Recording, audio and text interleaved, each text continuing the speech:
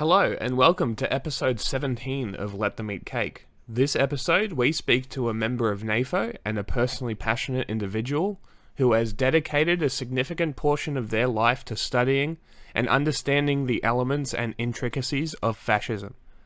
We discuss his 10 points of fascisms, as well as a range of topics on the adjacents of fascism, and go over the modern forms of fascism. And this modern form takes a drastically and dangerously advanced position with the technology required to enforce their despotism. This is a very important discussion to have. As always, we are 5th Gen, an information warfare cooperative that aims to shed light on things those in power want to be kept in the dark. We want to give a voice to the voiceless and give the people the information they need to thrive in a world that tries so hard to starve you of it. I'm your host Jack, and my co-host is John. Please enjoy the show. We have a weapon more powerful than the British Empire, and that weapon is our refusal to bow to any order but our own, any institution but our own.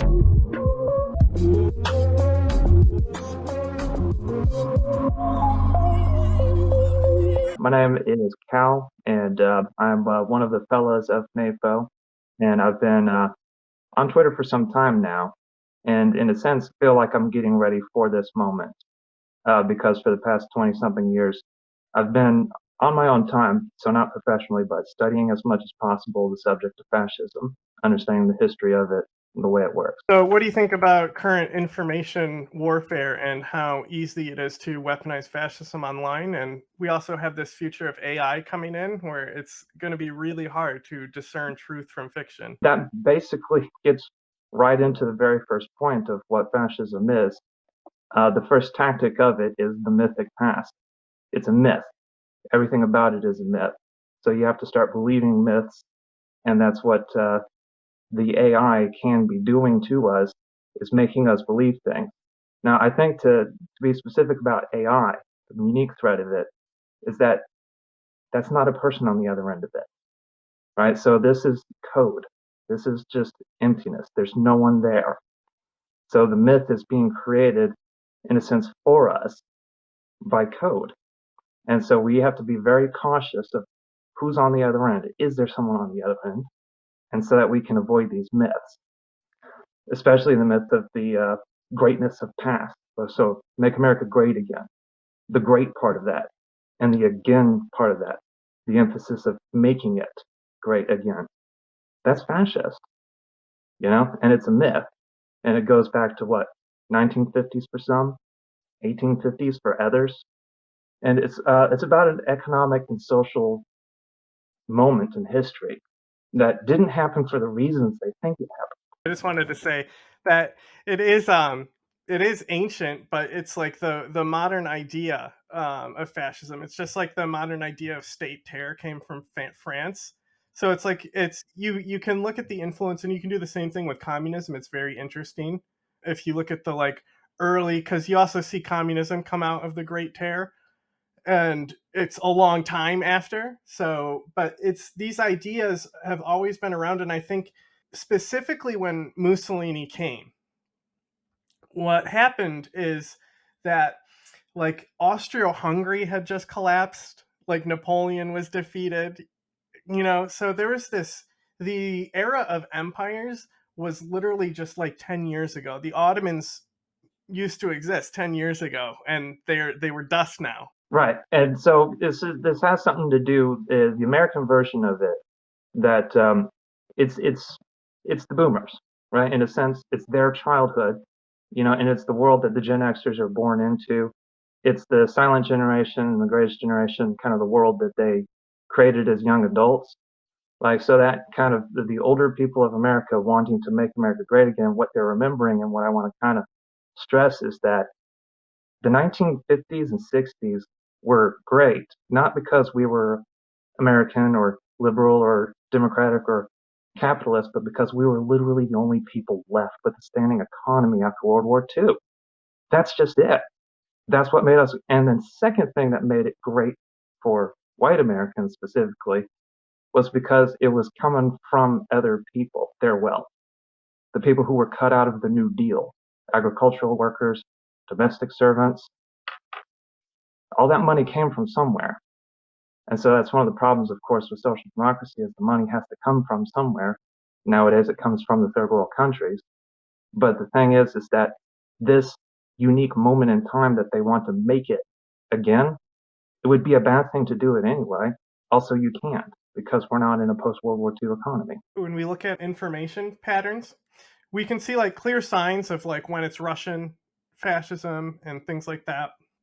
But what's very interesting is that the same type of fascism that they use in like Europe and Russia is really successful with in Europe just doesn't work on Americans because we have such an old school racism from like before fascism with like there's a deeper like segregation by design, you know. And so the thing is that the average racist in America just wants to be separated from society.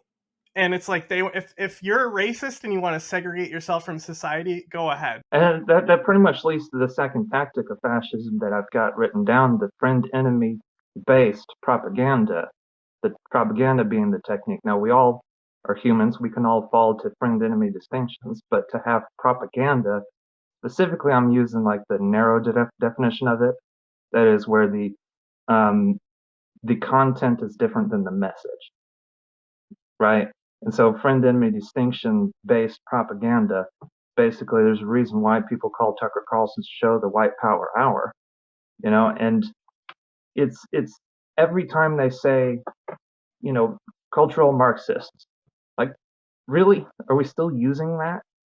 Every time they say globalist, right? Every time they say, like, all of these dog whistle politics that go back to the 80s, at least. In the meantime, to transition, everyone knows and memes about the picture of the death of Mussolini, right? Everyone knows that one. That there's a way better picture than what they do afterwards. Like there's a picture of his actual death, like when they killed him. Because what happened is they ambushed him and they kicked in doors with machine guns and just cut all the fascists down, right? So these are actual pictures of his corpse right after being shot in the head, right? Look at him holding his little fascist scepter. Died on the woman he was, or I don't think they were married. I think they were like just like entrenched, you know? So it was like that type of relationship. But anyway, you can see the bullet hole in his head in one of these. And then the thing is like when you see him when he's hung up, see his face is pretty held together here. When they hang him up, his face is a cheeseburger because you know they beat the shit out of this guy's corpse. Look at this. Look at this picture right here. Did that come up? Hang on. Share this tab instead. Look at that shit. Look at his fucking head, dude. It looks like somebody rebuilt his head with paper mache. That's fucking wild. He really loved that stuff, didn't he? I just think it's so symbolic that he died with it in his hands. No, I would agree, and I would say thus always the tyrants. So where did we leave off on your list? At number 3. And we kind of hit some of the points because the characteristics and the tactics are kind of overlap a little bit, but I think there's difference enough to go through it. The number 3 is anti-intellectualism, and keep in mind these are tactics, right? And so in America, what we have is basically people who think that they know better than teachers how to teach. We have people who think we know better than scientists what science is, better than doctors what medicine is. It kind of is endemic to our society, and it's not limited to any one political party. Should homeschooling be banned? Do what? Hot question. Should homeschooling be banned? Okay, I can definitely talk about this as a homeschooled kid. It depends. Okay, it needs to be proven to be, efficacy. So I did 5 grades public, right? I got 5 grades public schooling, fine. Then I was homeschooled for 2 years, but actually neglected, bad family circumstance. I just was in the library reading all the damn time. So 2 years later, I still have a 5th grade math education when I should be in the 7th, but I have a college level reading experience. So like that's what homeschooling was for me for 2 years, was me just literally sitting in the library doing what I wanted, which was read books. That's not healthy, actually. I had to catch up on math. right? So then I go to a homeschooling co-op kind of situation where there's like 30, 40 kids, K through 12. So it'll be 3 or 4 kids my age, my grade, and it's a mixed environment. That wasn't so bad, actually. I got caught up. I got a decent education. Yeah, it was young Earth creationism, but that's not a that's part of homeschooling. They do it so they can teach young Earth creationism. They do it so they can deny evolution. So that's in the mix. So people homeschooling need to prove that they are actually schooling their children so that we can avoid situations like I was in. I don't like it because of child abuse reasons, and that's what scares Yeah. me about these "Don't Say Gay" bills about regulating teachers. Like, there's nobody else, there's no other adults that kids can come out to in their life than their fucking teacher, you know? Yes, Like, you can, yeah, I and would that's say the that. thing. That's the thing is that with homeschool environments, there's no way for a lot of these kids to get help in a lot of these situations that happen, and let's be honest, it's going to be way out in the rural areas where people aren't going to come out to like investigate anyway. Yeah, and I was exactly one of those kids. In my situation, it was a matter of neglect, but sometimes it got a little physical. And there was no one for me to talk to because I was afraid of the neighbors, and the neighbors are afraid of us. And there was no school, there was no teacher, there was no coach. The reason actually, in a sense, that we were was because when I was in school, I did have a teacher I could talk to, and a principal who intervened when I kicked the ass of another kid who tried to choke me out. And he wanted to know, where did you learn how to do that? And I said, I have an older brother. And they're like, no, no, no, that's not normal. So then we had to explain that, no, we actually have a very violent household. And then all of a sudden, shoot, we're in another state getting homeschooled. So I know exactly what you're talking about because I lived it. Beck, hot take. I would say, no, I think community schooling, homeschooling, is not a terrible idea. Like it's also not a terrible idea for people who work. Um, like setting up hiring someone to teach a neighborhood of kids at someone's house once a day, rotates houses, everyone's sharing. I think it would increase community stuff. I think it would be Like a beneficial cult. for kids. It sounds pretty culty, but sure. Um, it's I think a better way for people to reintroduce that know your neighbor feel that everyone used to know. You know what I mean? I used to yeah. know my neighbors. I don't know my fucking neighbors. Well, what Like, you're describing there, that's what I did after what I was mm, describing previous. The yeah, homeschool co-op environment, 30 kids. yeah. A co-op is a perfect word for it. Yeah. I just didn't want to. I think that is a beneficial way to do homeschooling. I don't think that locking a kid in a house for 8 hours a day and letting their parents deal with it is a good idea. I just don't think it's a viable system. I don't think it works, especially if the parents are nutbag. Like they don't want their kids to be exposed to ideas about evolution or tolerance or diversity. And homeschooling in America, and to touch back on, why America doesn't need to be told to be the way it is because it's very deep. Our anti-fascism is anti-racism. It's This is synonymous. exactly what I was saying earlier. Is that You is know? that with our fascism and our racism, like Eurofascism tactics just don't work here because it's Yeah, so much deeper and it's an yeah. isolation segregation mindset, not a like And that's it's I don't know how the Europeans think. Like it's like more of like an empire based thing. probably still so. Like here in America, homeschooling really shot up after desegregation. A lot of parents just said nope.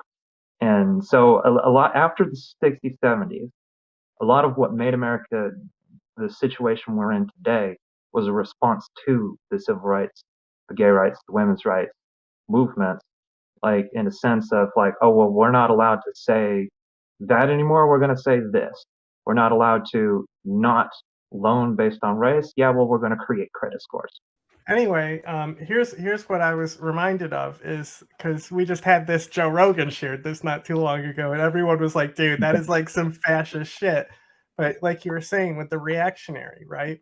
So like I've had people comment on stuff, and they'll be like, "It's just the way things are," and I'm like, yeah, no, it's not. Where were the Hitler was a strong man? Where was the good times he brought?" So like Right. this idea, this mindset is like I see more of a back and forth reactionary, but like this cyclical mindset of where they think that they can be in a cycle of where they can restore things again. I don't think that's the point he's getting at. I think he's talking about society. I think he's talking about men in society, not so much men at leadership positions. I think it's more he's saying that men in society are weak, not so much leaders. This meme in and of itself is like deep in the fascist net of like 8chan and 4chan, but Joe Rogan was just really dumb and shared it one time, and that's why it's funny. The PCM meme itself is trash. It's the foundations of it are just not useful. What is the PCM meme? The political compass meme, PCM, RPCM, that whole subreddit has just turned into that meme right there. Is that why the political compass memes page on Instagram has turned kind of fashy and all the comments are really fashy? Yeah. I literally unfollowed that page because it was getting unbearable. So yeah, they're getting it from the subreddit PCM. PCM's getting it from image board culture. Image board culture is getting it from being shitty assholes. And it's like a human centipede. It's an internet centipede. Shit going around, you know. But yeah, my point is that so I go onto these boards and so I understand the language. And what that particular meme is getting at is the politics of eternity that's described by, like people like Timothy Snyder, I think some others as well, that people think time is, circular, like this eternal now, that if only we get rid of the people that are making it bad, we can be great again. So like, yeah, that's fashy. Just that idea right there is fashy. No, I do say it. I say it now. But I do think that Joe Rogan, I think he's just an idiot. He dumb. Yeah, but I don't think the that thing his is that intentions was fascist. he's the perfect like dough man. You could see how the tactics worked on him. If you look at his show, it's a very interesting case study into radicalization. I wouldn't say he's radicalized at all. You see even the evolution of people like Jordan Peterson, and like how his transphobia evolved over the years. I think that's a better case study. Yeah, that's a way better case study. But the thing is with Joe Rogan, it's like every week, and then you have these sagas of where he like gets more and more like down the rabbit hole, like it goes like with the vaccines and stuff, and now it's like all libs of TikTok. He loves them. That is true. I have seen him sharing a lot of that stuff. It's a very good case study on how basic memes and just mimetic warfare for radicalization works, because he's on Facebook. We know that's where he got the kids in litter box thing is from Facebook. While we're on this subject, just a little tangent before we move on. The circle game thing that they were doing, right? And like the milk, that sort of stuff, the things that they were doing to fuck with people and the media panic. Do you think, because we actually disagree, me and John, on this, do you think that ceding ground to them is a good idea? Because realistically, what they were doing was the sign language for okay. So basically what the media panic, and this is my interpretation of it, what the media panic has done is ceded the sign language for okay to Nazis. Well, I actually made my own little Twitter thread on this back when it was going on, and so I already have my thoughts in order on it. And what I did is, posited the question: is this the circle game? Is this the made you look? Is this okay? What does it mean?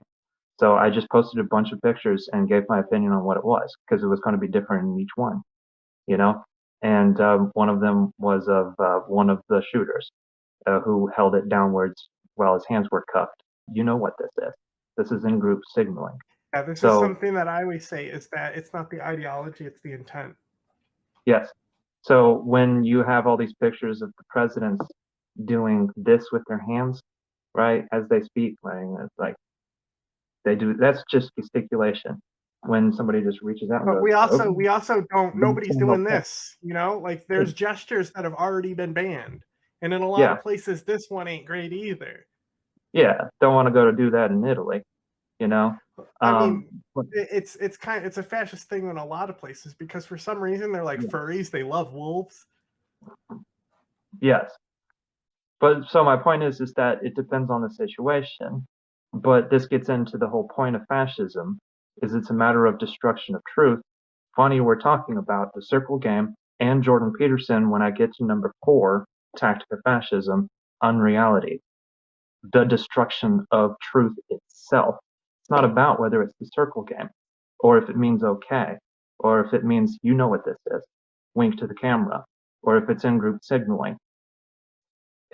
It does not matter to them. You will never convince a fascist troll that, a president holding up the OK sign back in 2005 at a ball game isn't giving a white power signal. It's not about that. It's about the destruction of truth. To talk about Jordan Peterson about for a second about the destruction of truth is that here you have this person who's talking about meta truth, a truth above truth, right? Who made his career out of maps of meaning, of union analysis, not objective truth. Things mean this, and it's kind of like, does it really? It's just Pinocchio. But Jordan B. Peterson isn't alone in this. You got. I was just watching somebody responding to that last Ben Shapiro responding to Andrew Tate. Yeah, a response to a response video. But he's talking about how Ben Shapiro's talking about how Andrew Tate is accurately or semi-accurately viewing the world, but then giving an inaccurate response to it. So he's sort of true. He has a kind of truth. These people don't actually care about the truth. They'll just say whatever it is that'll own the libs, or they'll say whatever it is that helps themselves, or say whatever it is that supports the myth above all else, because truth doesn't matter. They've destroyed it. Well, that sort of goes back to my original point. Would just ignoring them and not giving them any credence, not even mentioning them, would that not the other part work of better? it, I think, is if we just saw the saga of is Bored Apes fascist? Remember that saga and like all the cryptic like things slid into there where it's like, I think it is. No, it 100% is. It and the thing is that it's is. all those codes. It was all that coded messaging that they left inside there, and that's the thing is that there's almost, and QAnon is very effective with this. This is a cult type mindset where QAnon, they have like a code where you can only read what they see if you're like in QAnon and like believe in a warped reality like that. So there's a thing where it's like almost like they have intellectual decryption. So let them be crazies. Why give them credence? Why have this and that's moral my panic? thing. It's in America, I think it's less of a big deal than it is in other places. But at the same time, the thing is that the stuff that we do have to worry about is like police violence and things like that. I don't think there's a lot of components of like anti-racial movements and stuff. Like nobody's broadcasting that on Fox News. It's not a mainstream idea. It's more of like, it's coded on Fox News. And if people are really, really, really fascist, they can read into the codes that are being dropped off on Fox News. But anyone else watching it, like my mom watching it, it doesn't understand what exactly he's like getting at with Great Replacement, and then making it about immigrants instead of what Great Replacement theory actually is. Tucker Carlson like steers the cart at the last second, so he's more than willing to use things that come out of the mimetic battle space, I guess we would say, because that's what they call it, is the battle space. But I guess so it's a cultural battle space. But what comes out of that, he's more than happy to weaponize the mimetic ideas that come out of that, and then right at the last second turn the wheel right to the. It's actually very impressive. It's actually very impressive. Mm-hmm. He has writers as well. Sure, but it's very tactful, I'll say. And I think this is a big thing that we see like the left wing doing, is they do the whole like powerful and weak thing is that we mock these people for being unintelligent, like ape people. and just like being really like dumb and racist. And it's like, first of all, everyone's fucking dumb. So it's I don't think these people are any dumber than anyone else. I don't think they're smarter or dumber. They're just people. The wild thing is that people that work at Fox News, the same people that work at CNN, same people that work at MSNBC. It's all the same people. Isn't that funny? It's just the corporate press. They're a fucking parasite. They're an actual fucking parasite. And I think that's the thing they is are. the corporate press is so far removed of what we're actually talking about, because like, But there's you know, the so much Buffalo to shooter blame didn't for watch so Fox much. News. No, but they Fox produced News the is moral not panic. radicalizing people, is what I'm saying. I didn't say that. No, but well, that's what was my point, though. That's what I wanted to make clear, is that it's like the media is bullshit and all, but I don't think the media is really contributing that much to Not to the fascism as much as radicalization, it but is that Facebook is. You know, but what I'm saying is that people who watch corporate press, like, they only get their information from corporate press. It's the people you're talking about, your mum watching Fox News. Does she only watch Fox News? It's not Fox News with her, though. She has this hyper conservative friend, and like her kids told her that litter boxes were in West Genesee High School. So like I heard the litter box thing months ahead of So like about when furries. Mainstream. And so she asked me about really weird things like what's going on with litter boxes in schools, and I was like, "What the fuck are you talking about?" But did the left not do that as well? Is that not a similar trait that the left has? I have an example actually, and it's not a particularly pleasant one, and it's the sort that needs to be explained in full.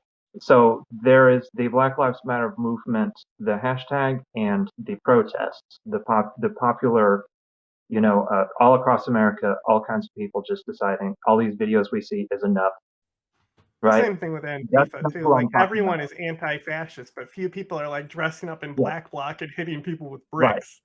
So I mentioned them to say that's not what I'm talking about.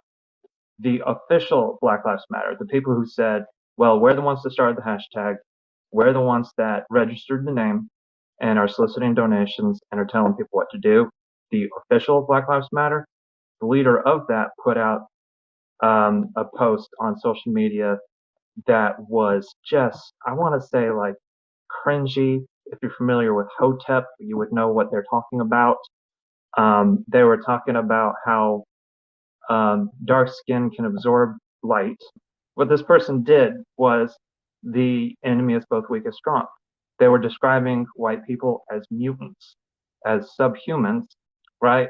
So my point is that this person was using a fascist technique, the enemy is both weak and strong, during a Black Lives Matter posting it as a leader of the Black Lives Matter organization, which I would say is one of the reasons why you don't want to organize like that. Ideology.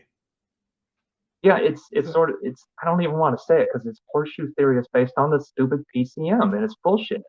But it sounds like it's horseshoe theory is not bullshit. I always joke that horseshoe theory is correct. It's my meme now because like it's been so common because we see all these all these people who are now, especially with the House vote, like Aaron Mate is over there on Jimmy Dore like googly eyes about Matt Gaetz, and it's like, bro, and you're supposed to be like the super leftist, fucking sadist. Like a lot of tactics or characteristics of fascism weren't exclusive to fascism. That's kind of one of the main themes here, is that other people are going to do some of these things too. It's when a lot or all of these things are done, you gotta watch out. Number 5, there's really not an immediate segue to it, hierarchy. And that hierarchy is based on a big lie that one group is dominant over the other. And this is usually said in context of the myth of white supremacy, but of course, as the example I just gave, is that there is also sometimes a myth of black supremacy. It's still wrong. Any sort of racial supremacy is going to be wrong, but it creates a hierarchy, And so then number 6 is victimhood, and these two together are the enemy is both weak and strong. How are we better than them, but they control us? So, China is a great example of both of those right now. Yeah, the enemy is both weak and strong. Those two together kind of describe that same one characteristic from the other list. And then I think the next one also is similar to the characteristics and is sort of similar to the past two tactics, comes from them.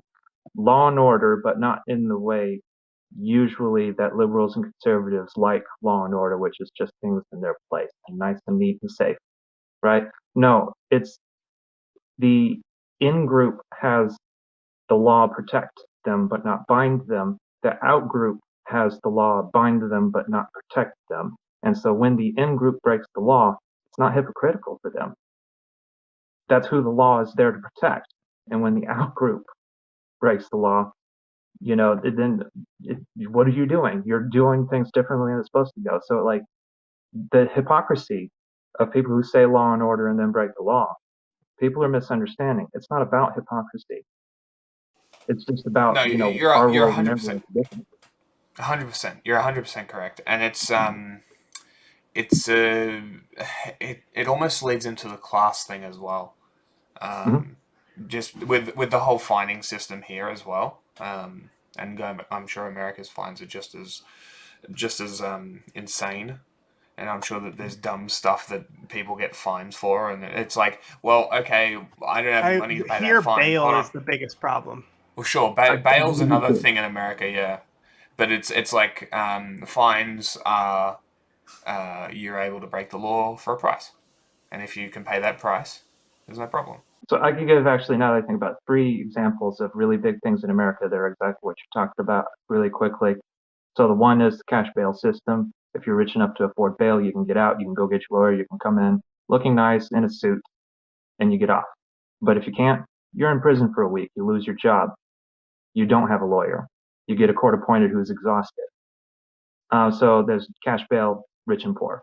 That's part of the system. The second is there are so many fines and fees and things that you could become brought up on charges for, and if you don't pay them, then that's another fine.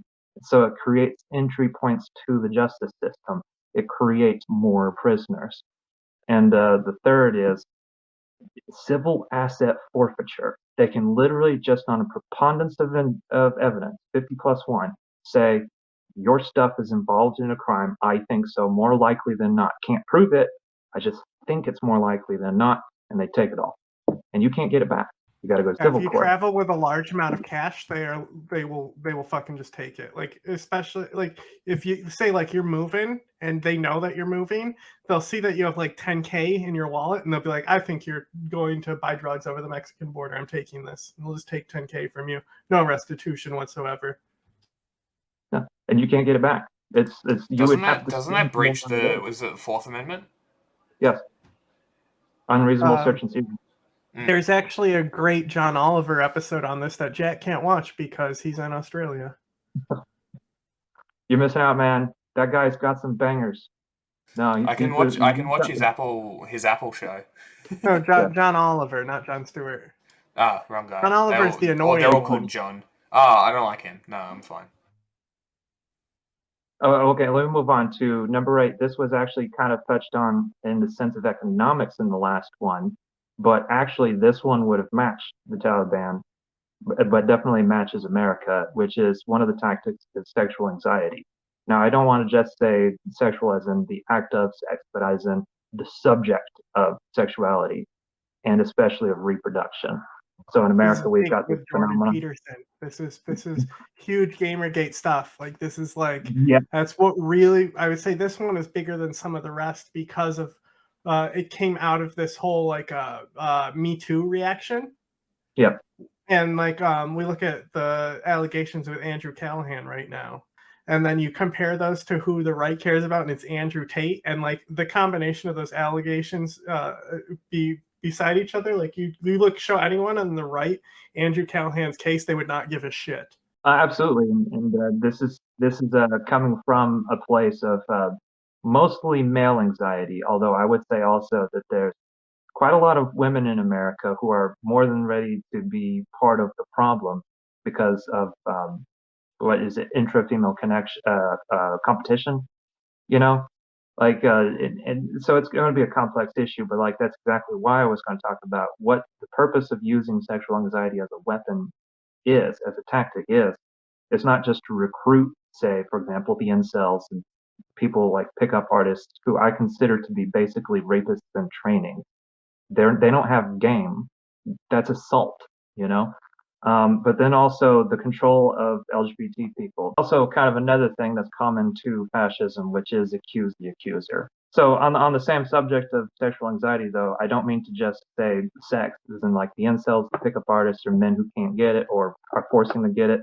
The LGBT is not inherently sexual of a subject. Sometimes it's just identity, but like yeah, it's kind of, but like it's not just that. It's a matter of abortion. Abortion is a matter of sexual anxiety, reproduction, guaranteeing that you have reproduced. Banning abortion means you get to guarantee reproduction. So just the subject of sexual anxiety in general is a matter of reproduction, is what I was getting at. And so the reason abortion rights are going away in America is because people want to guarantee reproduction. The reason LGBT people are being banned from the public square, in states, the trans laws especially have skyrocketed, is in order to control sexual behavior to guarantee reproduction. The reason incels and pickup artists are being pandered to is because what they do ends up in reproduction, the reproduction of the in group. But then, of course, we have yet to have the limiting of the reproduction of the out group made explicit in America. So it's not that dark yet. I've never thought about it in that context. Yeah, so it's part of this larger kind of, it's getting at race, right? In America, it's white supremacy, where all of these are connected with the idea of reproduction. And in Russia, it's also about that. To kind of go through how Russia's invasion of Ukraine is a race war, it's the direct killing of Ukrainians, for one. Two, it's the denial of their country, their culture, their language. For three, is the reduction of non-Russian ethnic minorities in the Russian Federation as cannon fodder. And then They're also Yeah, we displacing basically have a whole Ukrainian episode children. on that alone of just Yeah. how it's people that are just being used as cannon fodder who are not white. And there's a fourth, which is that Ukraine is a breadbasket, and it supplies many people in Africa and Asia with its exports. And so threatening that food And just supply, think about it, blocking its exports, Russia was at the negotiating table to open grain shipments with Turkey. That's a big deal. Think about how much of a big deal is the power that Russia has in that situation alone. So the whole thing of like Russia losing the war, the thing is that I don't think Russia intends to win a war. Like, when has domination worked? Like, when's the last time there was a war of domination that ended with like actual like countries being seceded into other countries? It was like Austria-Hungary. I think that's Yeah. a dead thing. It doesn't happen anymore. Their goal is not to like make Ukraine subservient to Russia. Their goal is to punish people for revolting. It's disruption. And That's another exactly what it is. Yeah. So, but the thing is that it's part of the thing is the breadbasket. That's a big deal. Is they want to control the grain exports out of there. And also the whole Eastern province, like one of the things it was very common at the start for people to talk about the energy control in the East, and it's kind of fallen off about how important the East is for energy control. I don't know why it's fallen off. Well, it's an incredibly important part of Ukraine. It's very highly productive, not perhaps as productive historically as the Ruhr Valley in Germany, but it's like the Donbass is an industrial heartland of that part of the world. And so, yeah, they're going to want to take those resources. And this is part of how it's a race war theory thing, is that they're attempting a race war. They take stuff. They kill people and they take stuff. And I want to finish the fourth point, which is the reason I bring up Ukraine as a breadbasket is that they're using hunger as a weapon, but the people who die from that are Africans and Asians, not Russians. So that is yet another way that it is a race war, right? So that's kind of when I'm talking about fascism as a way of doing things, at the very least, in the American way and in the Russian way and in the Nazi German way. Not that they're all the same on scale or in type, but each of these forms of fascism being attempted is a race war, is an attempt to reduce the outgroup's numbers and increase the in-group's numbers, partly through direct killing, partly through denial of resources or taking of resources, partly through control of reproduction, partly through sustaining a hierarchy, partly through continually propagandizing the in-group. All these things are getting at, in at least those three circumstances, a form of race war. And that's why we're talking about 4chan. That's why we're talking about Facebook, is that these are the battlegrounds of this race war in a sense. Little space. Battle space. It's space race. You're gonna have what? Warhammer is the only thing I know about Warhammer. Battle space is the official term for information warfare battlefield. They call it I saw space. John going for the mute button, and I was like, "Fuck! I was gonna do it." Okay, but yeah, battle spaces are important to think about. In my somewhat more limited, like military science kind of studies, like I'm not going to call myself an expert on that, but I've read some books. Is that like, for example, like General Tommy Franks talking about Operation Iraqi Freedom compared to Desert Storm, and he was in both of them, in the sense that speed was an element of its own in Iraq and OIF, the invasion in 2003, which they didn't really have in 1991. So Iraq the second time. Let me just go first and second time. That's easier to think of. So in the Gulf War, the first time, it was more conventional, but in the second time, the sheer speed of forces represented an element of its own. And so, like the way that military tactics evolved over about a decade there, they've evolved even more in the 2 decades since to include the information space as a battle space, in the sense that, this is getting at why I'm part of NATO. I feel like I've been getting ready for this for 20 years. Everything about my life, my interests, my experience is kind of like, you're ready for this. You've got the memes, you've got the military experience, you've got the study of fascism, you've got some military experience that enables me to understand, how militaries work, So yeah, I definitely feel primed and ready to be a fellow just due to this unique experience, Would NAFO be the first decentralized memetic warfare group? On the scale that it is, yes, but Anonymous was really the first. Of course. Yeah. Mm-hmm. And the first centralized was ISIS. Okay. Interesting. Russia and Iran are huge exporters of information warfare. They're the two big ones. And then the third one is Myanmar. But if we actually look, for example, the Azov crucifixion video, the fake crucifixion, right? That came back into the memetic space when the invasion of Ukraine happened. They brought it back, but where did it come back? It came back in Burmese. It came from Burmese posts. And that's what we see is we see these Russian tactics moving and doing Burmese page and then sharing it from there. And what's interesting is most of it is stuff that we've already seen before, but because so much people have been exposed to it that weren't exposed to, because like we saw this for years, it's been they've made these videos for decades, or not decades, a decade. So it was an old video that was 7 years old, but it got new heat, and it got new heat because it came out of a Burmese page, and there's no moderation in Burma for Facebook still, even after they caused a genocide there. Yes, still. So that's why Burma is number 3. It's not actually them. It's Russia and Iran using them. And then the number 1 targets is America and Ukraine. Just taking down a note about the Myanmar. I didn't know about that, so I'm writing it down. Oh yeah, I'll show you the stat. It's I have a Pew Research thing somewhere. So the next few, I'm trying to think of them also in terms of the battle space of the internet, of information specifically, not just the internet. It's another way to do information. But like the number 9 is Sodom and Gomorrah, in the sense of like the city versus the country. Real Americans live in the country. Real Americans work with their hands.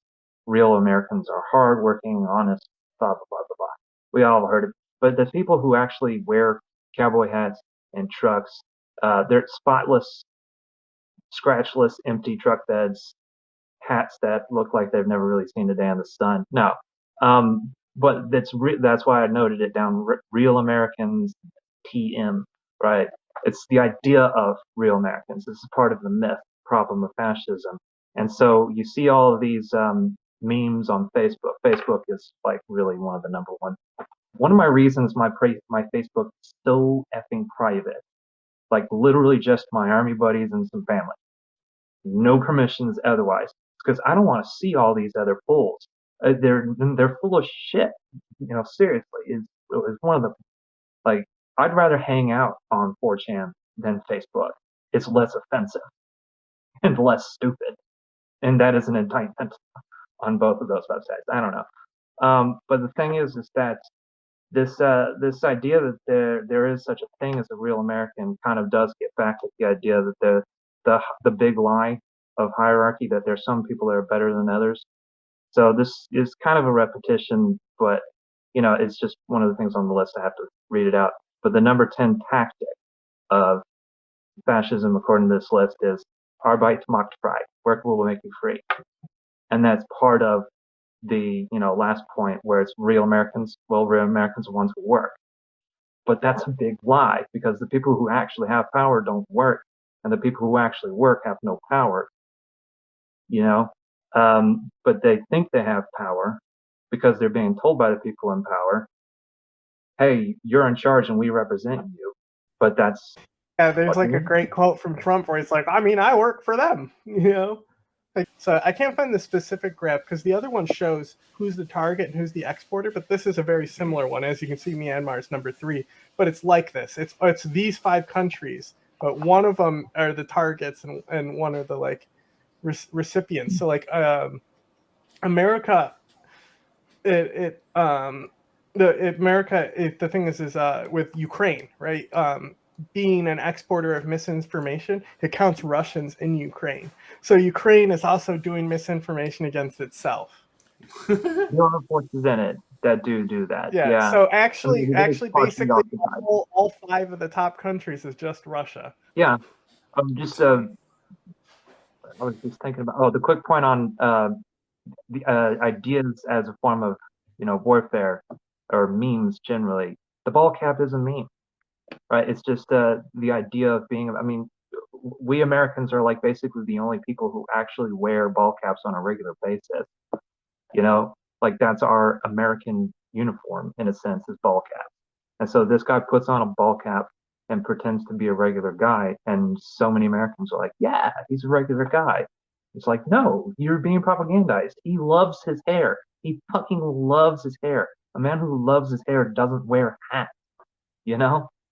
So I mean, there's a little bit of that to that.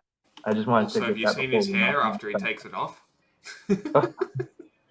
I did see a picture.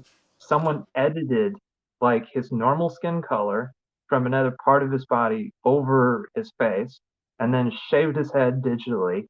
And the dude actually looked, like a decent dude you'd sit down next to at the bar and be like, "Well, I wouldn't want to fight this guy." He wouldn't look bad. That's so funny. His vanity makes him look worse. Yeah.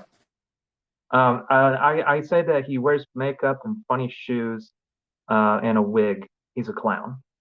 But that's just it. A lot of comedians said that about him, that he acts like a comedian on the campaign trail. And so sure, yeah, he was a comedian in that way. That's part of his success, is that he gets up there and he says things and he does things. So when you get into the dialectic of the crowd and the speaker, I don't think that Trump went up there intending to say lock her up over and over again. He didn't sit down and think what's his name, MacArthur, he was basically performing. Is this what he looks like when you shave him down and color him normal? Yeah. That's what he would look like. That's what the picture looks like. Yes. He would look like that. He would actually look like a guy you'd cast on a cop show. Yeah. But okay, so Douglas MacArthur really thought about what to say before he left the Philippines, and then gave his famous line. And Neil Armstrong thought about what he was going to say when he set foot on the moon, and then he has a famous line. Donald Trump's famous line wasn't sat and thought about. It was he just got up there and said 20 spur of the moment. And then the crowd responded to a few of them, and so he's like, "Okay, well, I'll keep that and I'll get rid of that." And so in a sense, that's his genius. His genius is playing the crowd. Performance. He was doing stand-up. But the thing is that it gets into this dynamic where he didn't plan that, he didn't decide that. Well, and the crowd people look at him as a businessman, but he's really an entertainer. He knows how to play the crowd. Well, so there is no such person, and I'm borrowing words from Timothy Snyder here directly. I don't want to be like a complete plagiarist, you know. Um, he said two things: that there is no such person as Putin super spy. That's a character they made up. He was a mid-level KGB bureaucrat that his fellow KGB people didn't like and thought was mediocre. Okay, Oh, who Putin and not being a super spy? Yeah, he's a desk yeah, worker. right. So, and then there's no such person as successful businessman Donald Trump. That's a character he played on TV. Hmm. Like these are two people that He's more of a scam artist. Trump steaks, you know. oh, he definitely he's You wanna you you know wanna know my favorite line by him, right though, is this one right here. This one, I think this one really spoke to me. We have to keep our country gay. We have to keep our country gay. one of Yeah, the things I think about him We Gotta have to keep the keep our country country gay. gay. Burp burp. if he had a stroke, how would we know? You know, like look, I liked it when George Bush said funny things. You know, like put food on your family. He also We know did that funny things, you know? yeah, Like yeah, watch this drive, you know? Like he right, has iconic moments where he's doing funny things. There's this one where Like the he's like shoe. going to meet workers and he starts driving the forklift around and like it's like, oh my yeah, god. you know. But like My when favorite George, is the shoe, dodging the shoes. That's my favorite one. oh, absolutely, that was an iconic moment. Um, they that guy's on Twitter. Now there's a little bit of you know a downside to his history Oh like yeah, I he know the guy who threw the shoes. He's a great oh journalist. yeah. So like there's some like personal background where like I would say like don't meet your heroes necessarily, but he was a hero for that in particular, you know. But the thing is so when I mean to compare say George Bush and Trump, and I would even say Joe Biden right now, never mind the politics all for a second, even though everything we're talking about here is politics. Just the funniness is that like we have to create the humor around Joe Biden. He is so boring, right?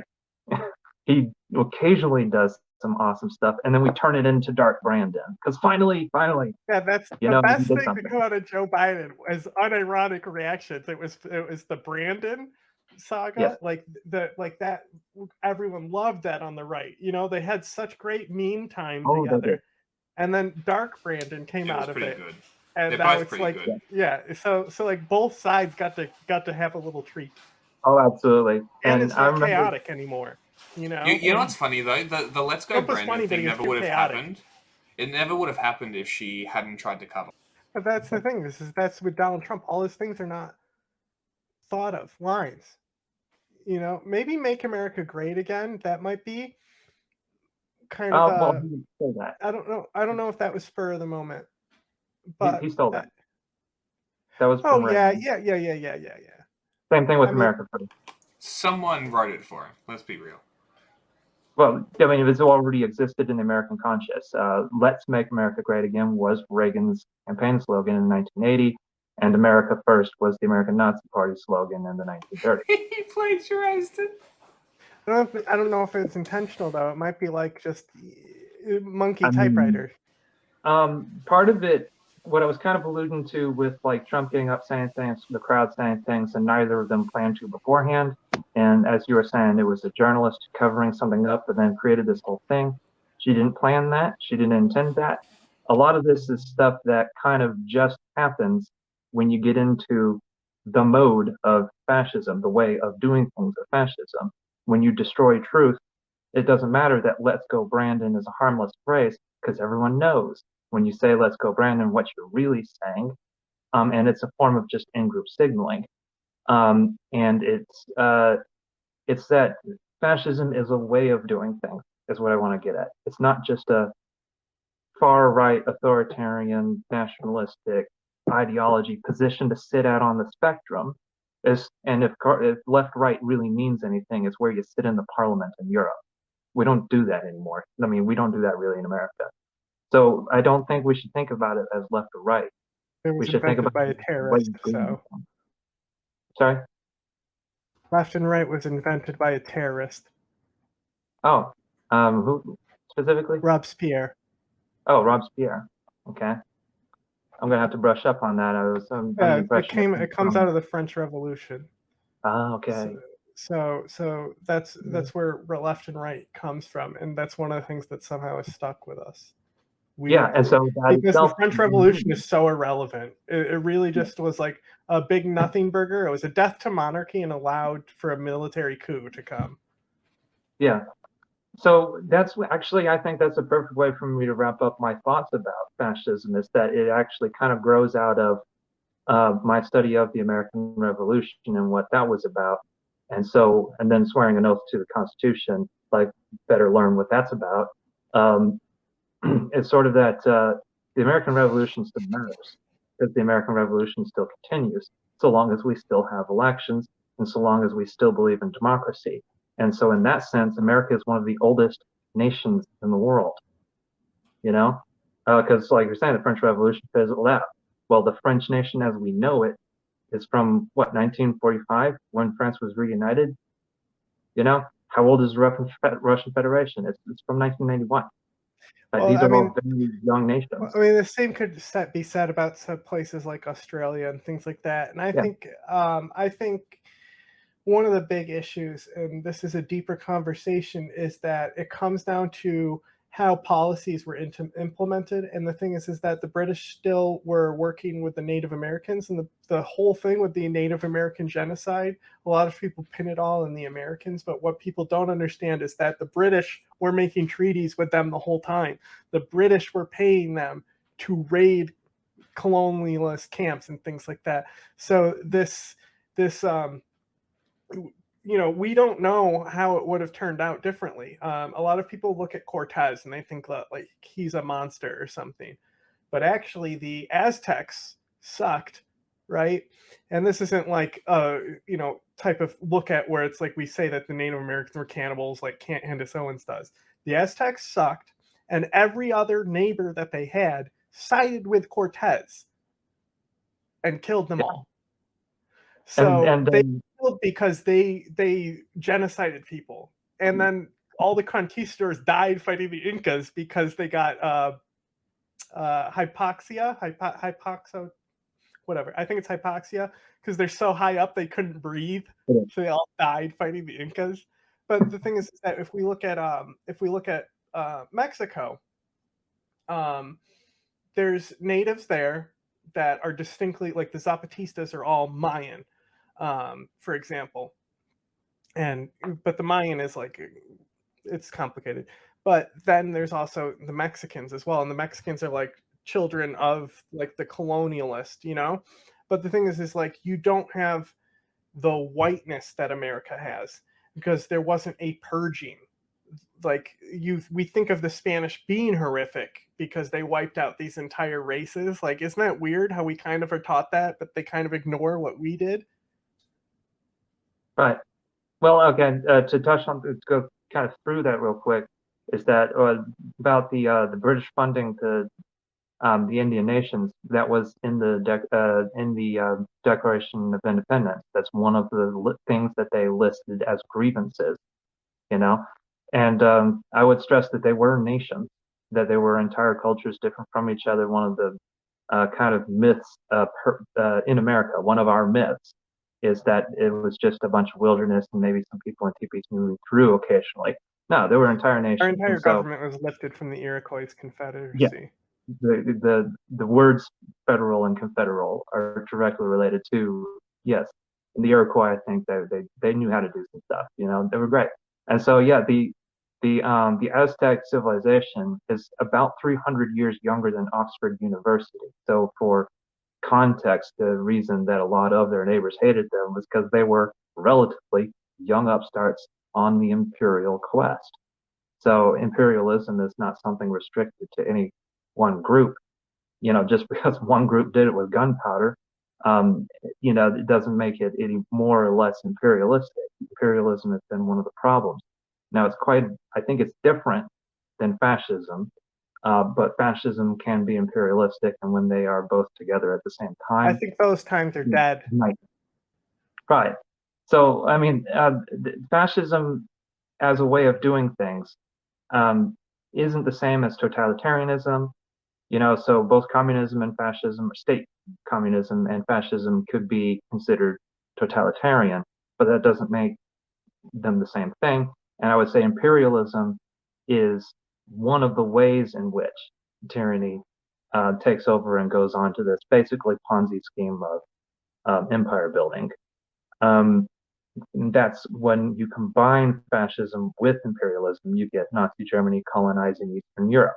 And like I said, there's that desire to build a great empire, and empires and domination don't exist anymore. Yeah, and then Russia, I mean, to your point, Jack, that you think that they're just causing havoc, destruction. I do not disagree with that, although I think that the ideology behind it does have the intent of building an empire, and they think they can pull it off. I think they're fools. I think they won't. But I do know that there is some intent there. But I do also think that some people are doing what you described, which is just do as much damage as possible and as much chaos as possible. But there is an attempt at nation building, not nation building, at empire building combined with fascism right there. And that is like straight out of the Hitler playbook, and he's going point by point in scarily similar ways, particularly similar to the way he took over the Sudetenland and then Czechoslovakia. Same excuses, same rigged elections, same political violence, same, oh, we'll take a little bit, then we'll take it all. Same, oh, there are speakers, therefore there are people, same, and also same intent to take them over, take their stuff, and get rid of them. I mean, Putin did it in Georgia as well. Yeah, it's always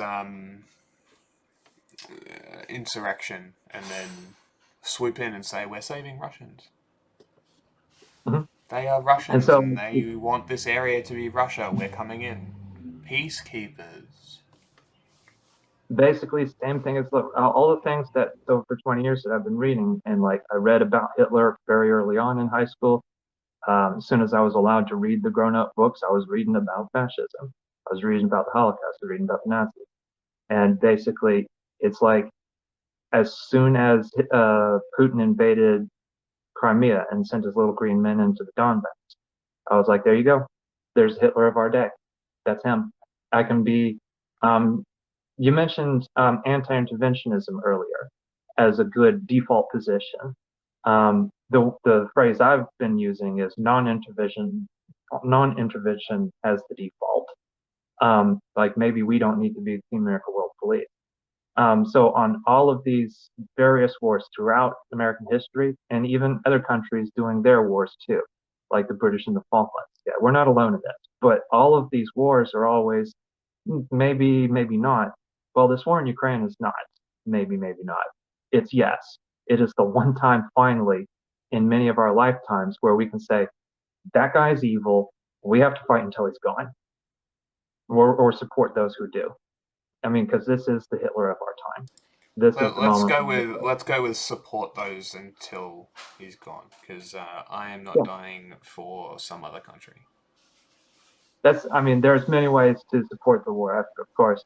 And I got to tell you, as having been in a combat zone, I wouldn't do it again. Not as a 30-something. Yeah, and I'm not being told by my state that I'm going to die in a foreign country. That's not happening. No. I do think that we are in a good place where for Ukrainians it is a matter of life and death. And that's not that that's a good place, but for the rest of us, we're in the good place. We're in the place where it's voluntary, where we can choose how to serve or if we serve. We're the privileged ones in this position where we can decide, do I use my words? Do I use my art? Do I use my memes? And so we're in a good place now where we can sort of, in a sense, really, truly feel justified in full defense of this in whatever way we can or choose to. So that's why when some people in the military are now studying NAFO and deciding, like, we've been trying to get you to do this for 20 years. Why are you doing it now? That's such horseshit, because I have been trying to get the military to do it for a decade.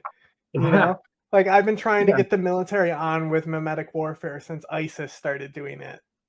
They're very difficult to change. They are top down. They want to tell you how to do your job. They don't want to listen And this to has you. always been a problem. And to Yeah. close, just look at World War One. Yeah. And But they know better than you. Didn't you know that? They've got more rank. They get paid $500,000 a year. They clearly know more than you. The people I mean, on the General ground. Flynn got up there somehow. So Yeah. Well, he failed upwards. There's Okay. there's a thing in the military where you promote someone to get rid of them. Yes, I know. That's And I definitely what don't like happened. And Yeah. also, it's extremely hard to get fired from a federal job, and technically, it's a federal job.